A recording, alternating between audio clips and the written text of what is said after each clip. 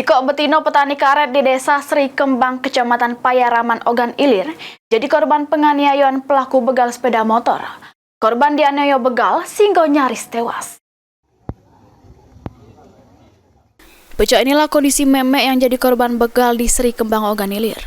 Korban yang berprofesi sebagai petani karet dibegal pas berangkat ke kebun di Desa Sri Kembang 3 sekira jam 5 subuh. Pas berada di kebun, korban memarkir ke motor di kebun serta ngenjuk kunci tambahan pada cakram sama rantai motornya. Pas itu tiba-tiba datang wong mencoba ngambek motor korban, namun korban melawan sehingga dibekap dari burih oleh pelaku yang guna ke penutup muka. Pelaku kemudian gebuk palak korban sampai berdarah.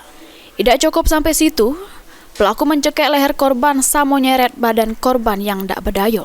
Korban terus melawan dengan sekuat tenaga, sehingga kemudian pelaku panik berhasil melarikan diri tanpa gawak motor korban. Korban sempat digawak ke puskesmas terdekat untuk dapat keperawatan. Kemarin berapa uang kak itu? Perkiraan itu 2 orang, perkiraan cuman kan kata ibu itu satu orang. Itu ibunya luka di mana kak? Di kepala, di sini kan empuk luka lebam. Di sini tokak-tokak. Tebuk itu ya, terowek-rowek. Di tangan ini biru-biru lebam-lebam.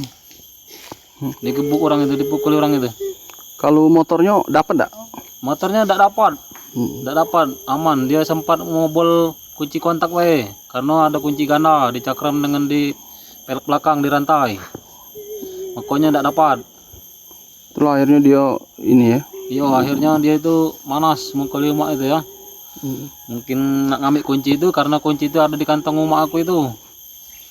Jadi dianya itu sampai natangi emak aku itu kan.